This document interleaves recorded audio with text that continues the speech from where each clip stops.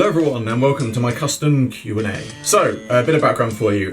This was a project that I started last year following on from my audio series Q&A. I asked people to give me their questions and unfortunately I didn't get enough questions. The questions that I did get, there are some in here that were asked to me that I will be answering, but some of them were ones that didn't really fit into the Q&A I thought, or they were questions that I had already answered before to people, so it wasn't necessarily something that I wanted to do in that respect. But what I've had to do now to get up to my 10 questions is I've had to make up my own questions. This isn't to say that I have completely made up my own questions, because that does rather defeat the point of a Q&A. What I've done is I have taken the questions that I am most frequently asked. These are questions that I've answered before, but they are questions that I am repeatedly asked. So I thought it would be a good idea to put them into this Q&A because it's clearly things that people want to know, so it seemed like they would be questions worth answering. So with that, we will get straight on with the first question.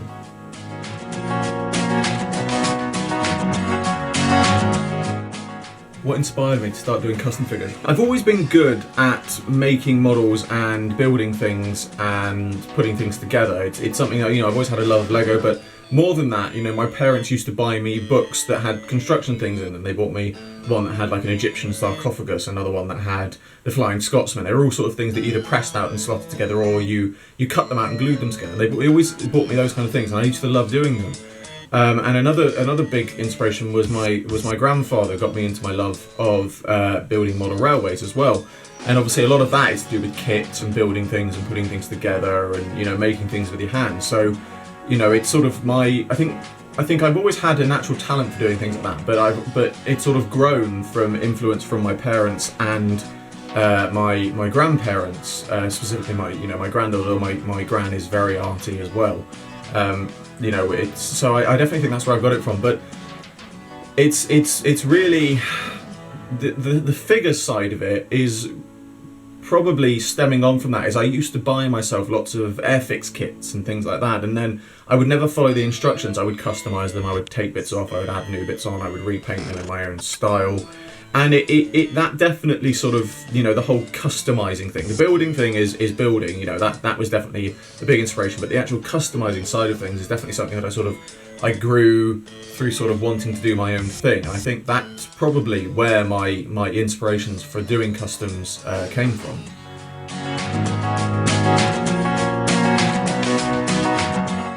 Making a custom, or deciding what to do in a custom, is a bit of a tricky one to answer because it is very much an each to their own question. I mean, I have my specific criteria for making customs, which I'm going to take you through now, but to some other people it might not make sense. But as I've always said, as the maker of the custom, as long as you have a specific way of working that works for you, and you are happy with the final design, you should stick with what works for you. Other people have different ways of doing things, but it is a very personal thing. My way of doing things boils down to several different points. Firstly, I have to be interested in the idea.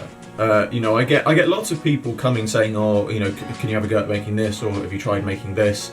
And there are times when I think of it, I look at it and think, that's a really good idea, I really like that. But there are other times when the idea just doesn't interest me. It's not something that I want to do. So I don't really see the point in doing it. It's not because I want to reject people's ideas. It's simply because an idea has to interest me. If I see something on screen and it jumps out at me, I think, that would make a really good custom. Whereas other times I might see things on screen and think, it just doesn't grab me as an idea. I don't look at it and think that would be a really good thing to do.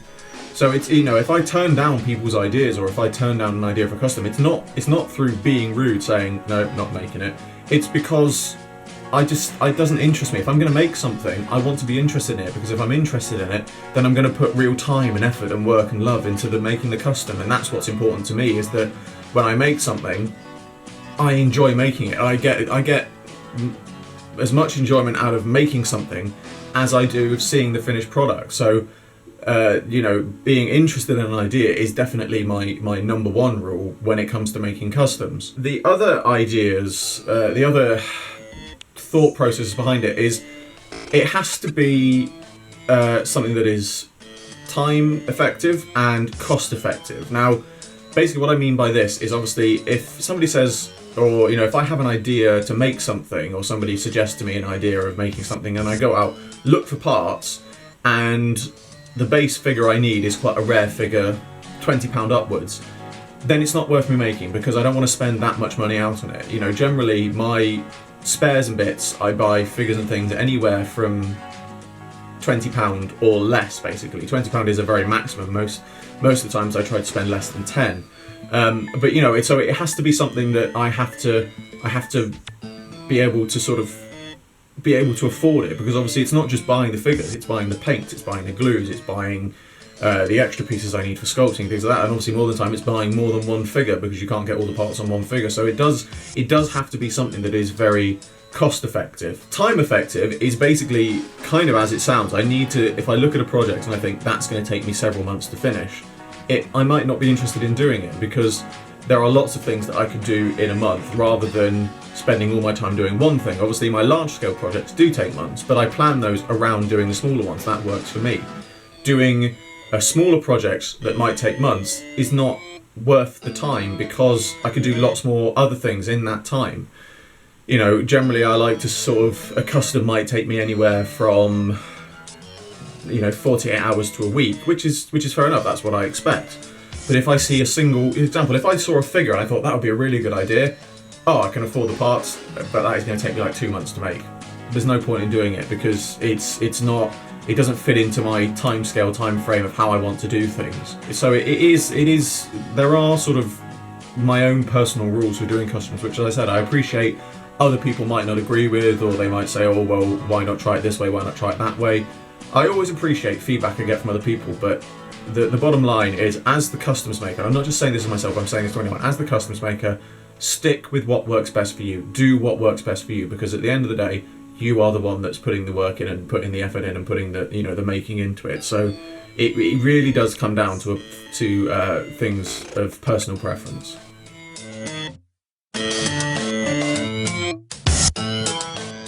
I get my parts wherever I can find them, to be perfectly honest. I mean, it's something a lot of people say, oh, where did you get this, where did you get that? I go around charity shops, eBay, obviously. I have people that I've met over the years that sold me parts, that I contact, ask them if they can get parts in for me.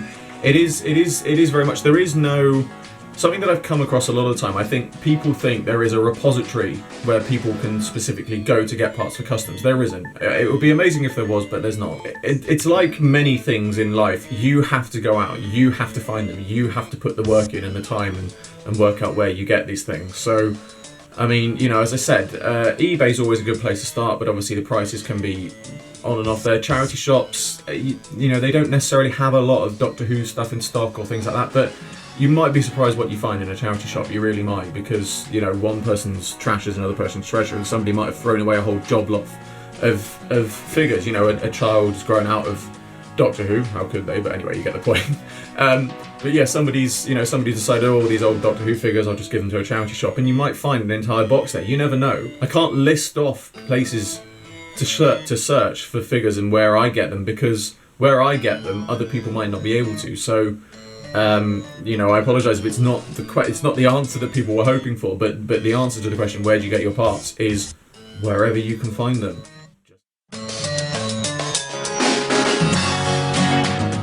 Materials and paints. Now this is one of the questions that I get asked a lot, is what type and what brand of paints do you use? Well, what type of paints I use? I mainly work in acrylics. Now, a lot of people dislike acrylics. A lot of people have said, why don't you use model paints, you know, and things like that. With enamel model paints, I don't like them, because yes, they're very good. Yes, they're very good model paints, and you know, they do work very well. And unlike acrylics, the one thing that people dislike about acrylics is they don't leave a smooth finish. You can see brushstrokes and things like that. Now that doesn't bother me, which is why I like using acrylics, because I find them very easy to work with, very easy to mix and clean up after and things like that.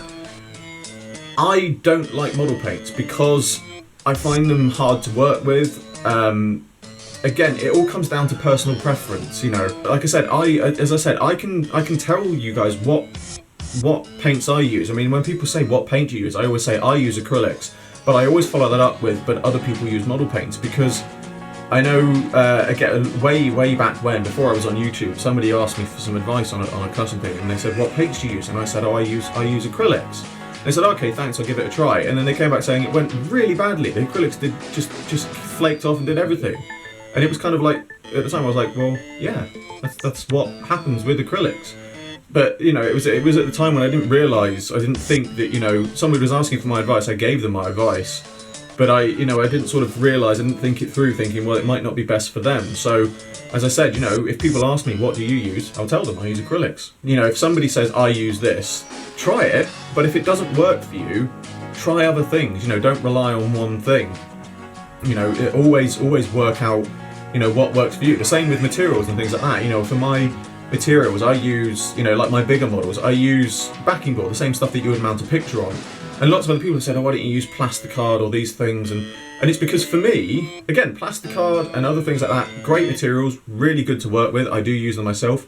But generally, when it comes to models, the backing board that I use, I find it's a good mix of flexibility and durability. I mean, it doesn't last forever. It flakes around the edges, it frays around the edges because it is essentially paper.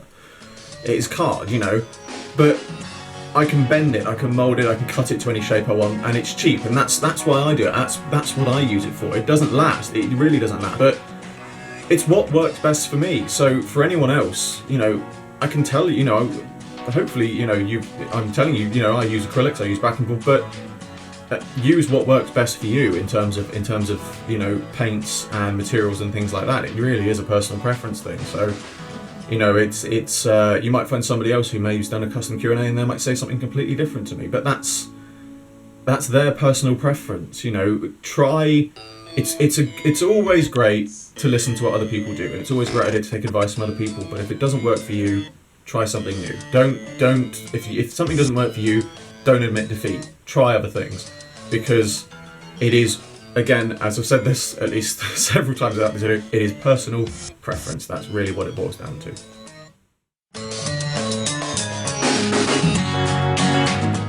It varies depending on the custom, to be honest. I mean, it's this question is kind of like, how long is a piece of string, you know? I mean, a figure, you know, just a standard figure may be anywhere between... Well, I think I say a standard figure. What's a standard figure? You know, does that include sculpting? Is that just a repaint? It really does vary. It's a very hard question to answer, but the best way I can answer this question is with a simple Dalek repaint. You know, just taking a normal standard classic Dalek. You know, like the just a normal silver with blue domes Dalek. Nothing, you know, no large bulbs or anything. Just simple Dalek, repainting that. To do the spheres on one side, for me, obviously I paint them by hand, to do those can take anywhere between 20 to 40 minutes on one side. Not that, you know, if you split the body in half, one side, just the spheres can take up to 40 minutes.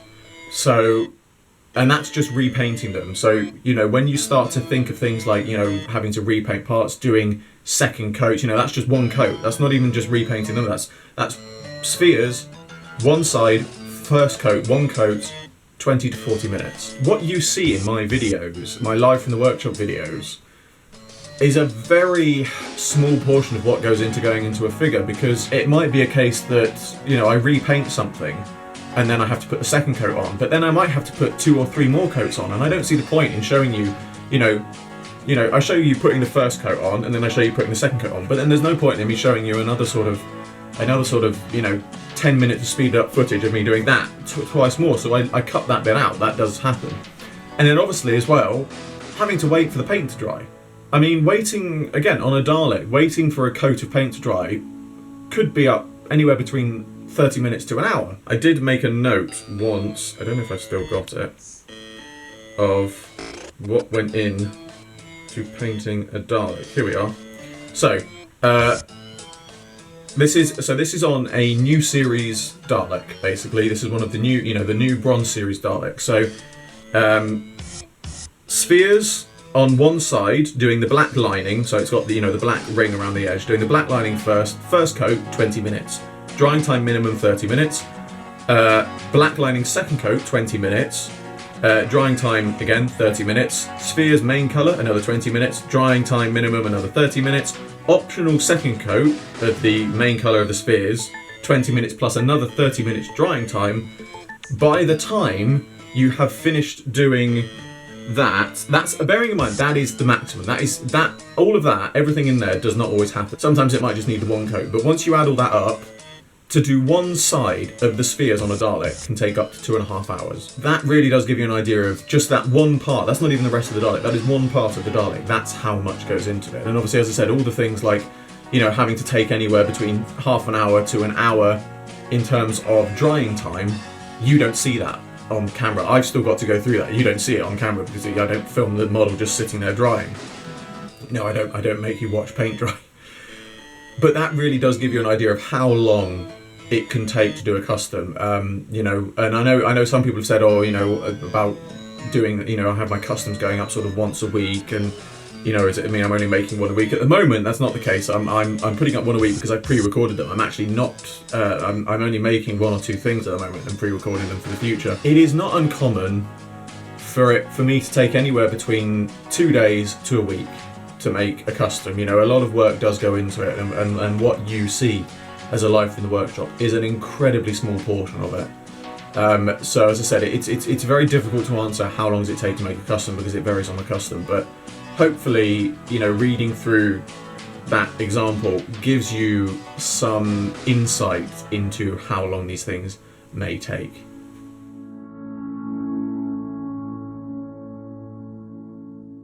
Will I ever make any more 375 customs? Probably not, to be perfectly honest, because I have made some. Okay, I say probably not. It is unlikely but possible is a better way of saying it, because I'm not a fan of the 375 range. I really don't get on with it. I don't like the range in general, but I have made some, and I have actually got one pre-recorded that is a 375. So, you know, it does happen, but I'm just not a fan of the range in general. It's very limited. There's not a lot I can do with it, and you know, I appreciate that a lot of people are fans of it. I'm afraid I'm just not. So, you know, in terms of future customs in that scale, it's perfectly possible, but I wouldn't hold your hopes up.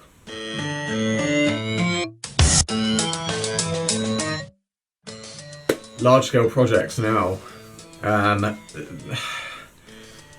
haven't got plans to do any more in the foreseeable future.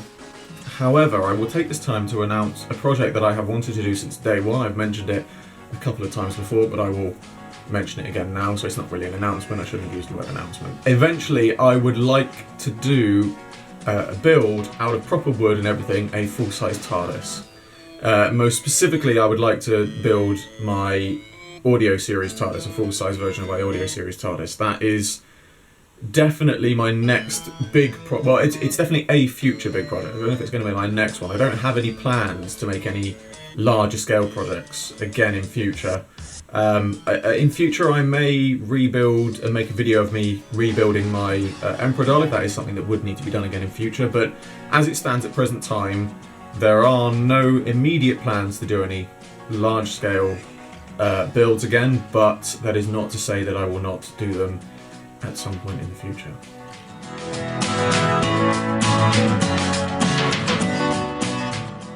When it comes to non-Doctor Who customs or just non-figure customs in general, I'm always interested to look out for ideas, and if something grabs me, then I'm always interested to maybe do it as an idea.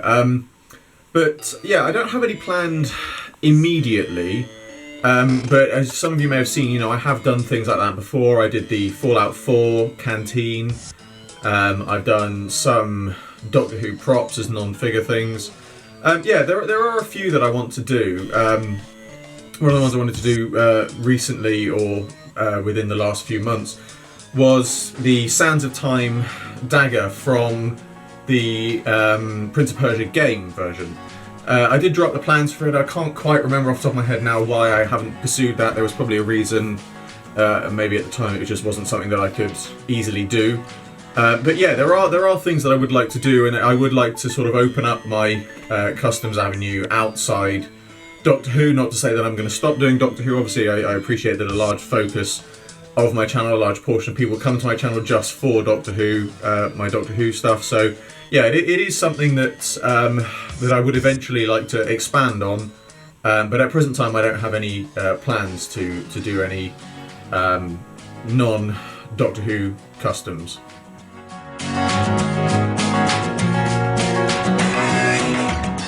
Probably the second most common question I get asked, or possibly joint first along with what paint I use. Short answer, no. Longer answer, no, because of several reasons. I don't do commissions and things for figures because it's just not something that I have the time to do at the moment. And obviously, if I was going to do figures for sale, I wouldn't just give them away. I have actually genuinely had people come to me. I think on a couple of my videos, the comments are still up where they basically said, "Can I have this?" They haven't said, can I buy it? They said, "Can I have this?" At which point I've very politely turned around and said, "No, I'm sorry." And the usual response has been something along the lines of "fuck you then." So yeah, unfortunately there are people like that out in the world. I don't take commissions because I would have to take the time out to do that commission, and I've got a set schedule. At the moment, when I make a custom, I don't set myself a time limit. I let myself just do it at the pace that I want to do it for. Once I'm doing it on a commission basis, I have a set time limit to do it in, which is something that might be difficult to do depending on what else I've got going on at the time. It's not to say it's something that I would be against doing in future. I have nothing against the idea of commissions in future, but, and I want to make this perfectly clear, I say I have nothing against commissions in future.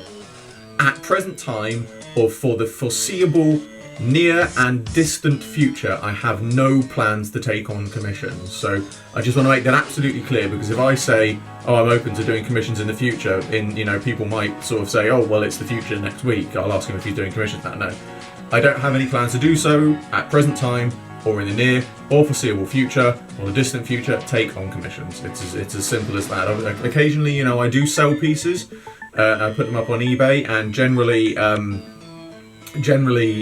will say that in the video. So while I don't intend to sell any pieces, if I do decide to sell something, it will be on eBay, and it will be mentioned in the video. So in terms of people do come to me and say, "Can I buy this figure, or can you make me one of these?" Then it's a case of, unfortunately me having to turn around and saying, "No, I'm sorry, it's not something I'm doing." Not because I'm trying to be rude and say, "No, I'm not making you one, I've got the only one." It's simply because I don't want to take on commissions. It's as simple as that.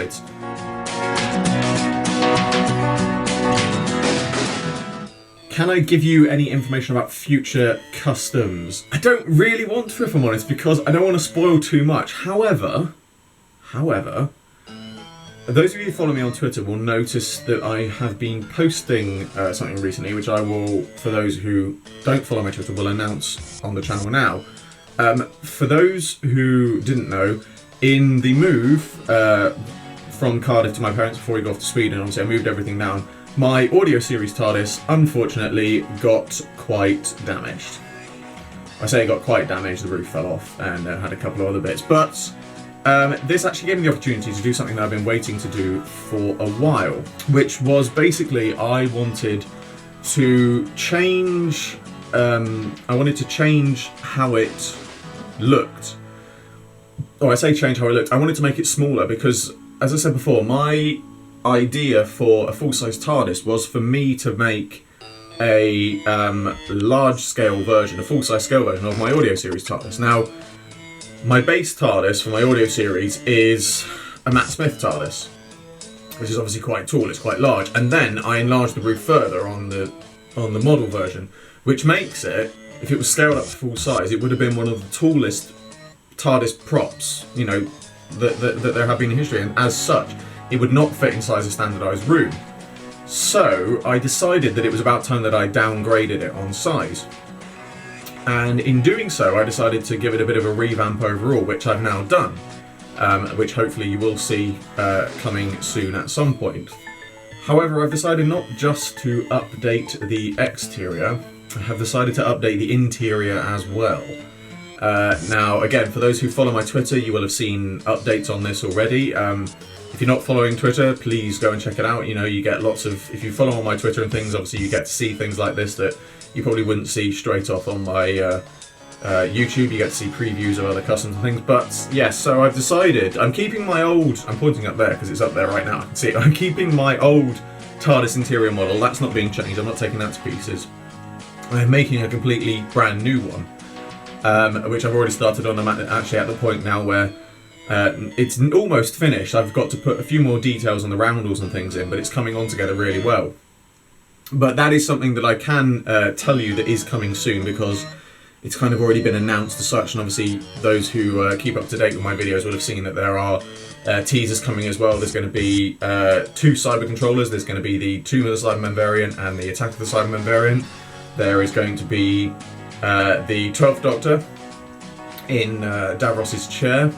I can't tell you that one because that I just realised I was about to say something else, but I realised that's not gone up yet. You'll have to wait for the teaser for that one. But yeah, so yeah, there's lots of things coming soon. As I said, I'm still at a point where I am uploading my pre-recorded things that I recorded before we left Cardiff, but I think by the end of next month, possibly halfway through the month after next, we will hit the point where I have moved, and you will see my new temporary workshop that has taken place here at my parents'. But by the time you see that, I will probably be in Sweden, at which point I will hopefully be filming some more stuff. So there's actually going to be a bit of delay in what you see. So you're going to see me say, well, I've left Cardiff, here's my temporary workshop now. And by the time you see that, I won't actually even be in that temporary workshop anymore. But it's all good. There are lots of interesting things to come. And that brings an end to my Q&A. So yes, that brings an end to my Q&A. I have a couple more Q&A ideas planned, which I might go to in future, but that's probably not going to happen until I'm out in Sweden. So as always, I hope you enjoyed this video. Like, favourite, subscribe, share. It really helps me out a lot. I salute you all, and I will see you with another video very soon.